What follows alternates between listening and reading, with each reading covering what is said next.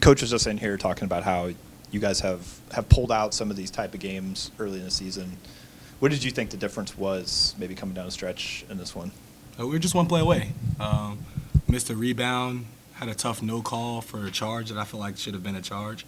I feel like it was just a nip and tuck game, and it's January, so it's really early. Like you said, we've won those games in November, December, but it's conference play, and we're just going to continue to grow. We're not too caught up in the loss, just trying to gain momentum again and get back rolling. I know Coach probably wants the all-player game, and he'll talk out with the refs, but there was only going 5 free throws in the entire first half, and I think in the first 3 minutes they called 3 or 4 for App State. Was there talk about kind of the consistency of the officiating throughout the game? Or? That's out of our control. We kind of try to keep it to a fault. We don't really care about what the refs are calling. Obviously, it's going to be a physical basketball game. When you're in the Sun Belt, there's no easy night, not a lot of free throws. So we kind of knew that coming in, and we're just going to have to adjust and just be stronger on the basket and make easy layups. That's what it came down to. I missed a dunk that I could have just got the 2 points on, and it'd be a one-possession game down the stretch. It'd be different. So we're trying to learn from that and just grow and build.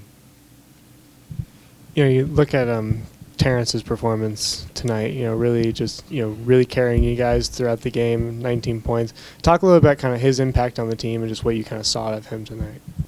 Fat is great.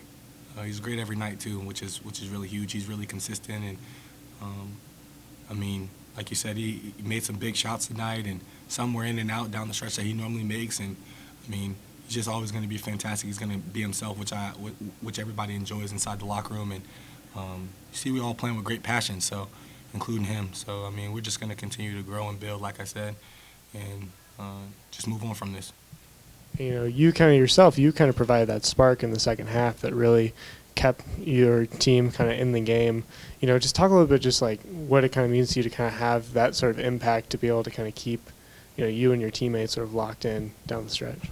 I think it's my job to come off the bench and just provide a spark. I wish I would have done it the first time that I got in. It probably could have been a difference in the game. But just coming in off the bench and just knowing that we have energy that's going to come in and try to shift the game a little bit, try to gain some momentum or make a shot or turn the other team over so we can get easy ones. It's just my job. And along with Jalen Carey, Bryant Randleman, and Ray, we all try to come in and change the game. And we feel like we're supposed to. That's how we can open up a route for our starters to come in and make plays and just keep it easier on them.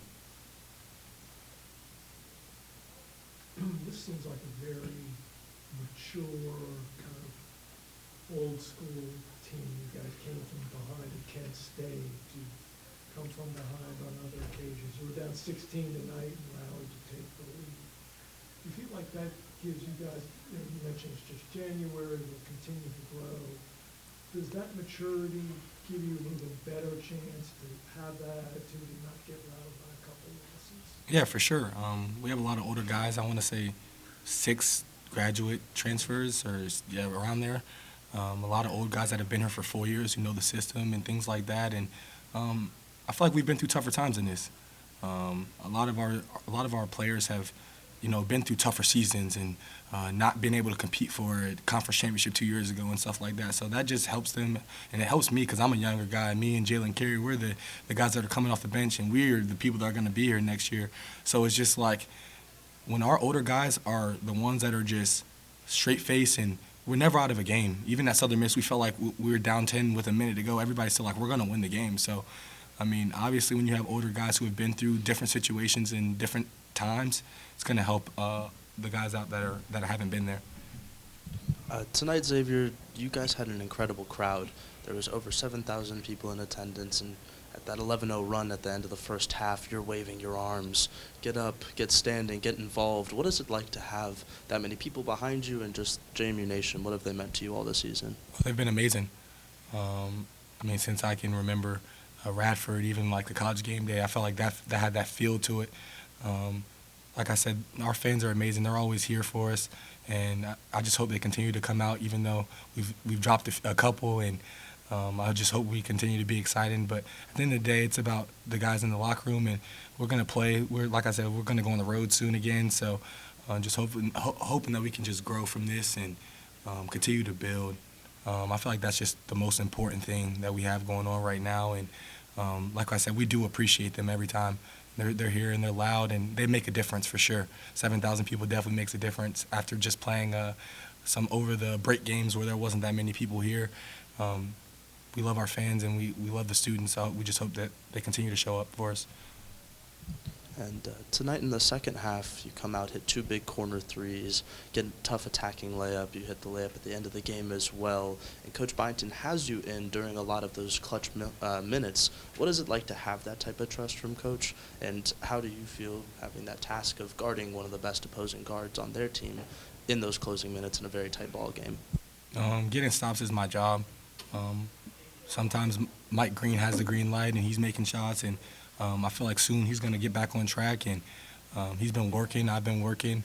It means a lot to have the respect of your coach to, guard the opposing starting guard or best guard down the stretch.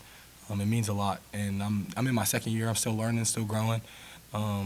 So just making sure that I'm just ready and steady and just being good for my team down the stretch. I wish I could get that play back. He made a tough layup. I feel like I played good defense, but maybe that could have been the difference in the game.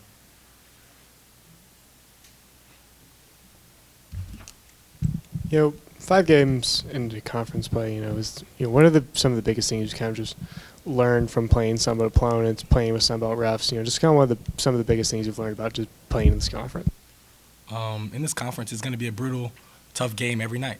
No matter if you're playing App State or Southern Miss or South Alabama, it's going to be a physical game, and that's something that we're gearing up for. We're used to it now. This is our second year in the conference. We got a lot of guys that, like I said, are getting used to it and getting the feel, and now we're just going to grow, knowing that the refs are going to let us play a lot more than you did in non-conference, or they're not going to call tough calls. They're just going to let you play through it, and a lot of the guys are understanding now that it's going to be a tough, grinded-out game, and we're in possession games now at this point, so it's kind of what we're looking forward to.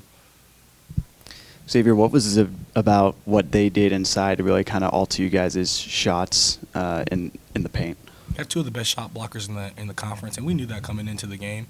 Our coaches did a good job with the scout again, just reiterating that we need to go in and be strong. And we had a lot of shots that did get blocked, and that's credit to them. They did their job, and they're big inside. They've done an amazing job with their players, just helping them to continue to do their thing on defense. But I feel like at the end of the day, it came back to just us, and I don't feel like that was a big factor. We just have to continue to know the scout and just be ourselves.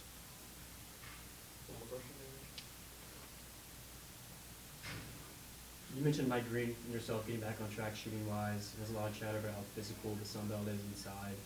What are kind of the ways you guys think you can get back on track shooting to kind of diversify the way you're going to score? Continue to shoot the ball. Coach Byington has been huge on just continue to shoot. We made those shots before, and we're going to continue to make them.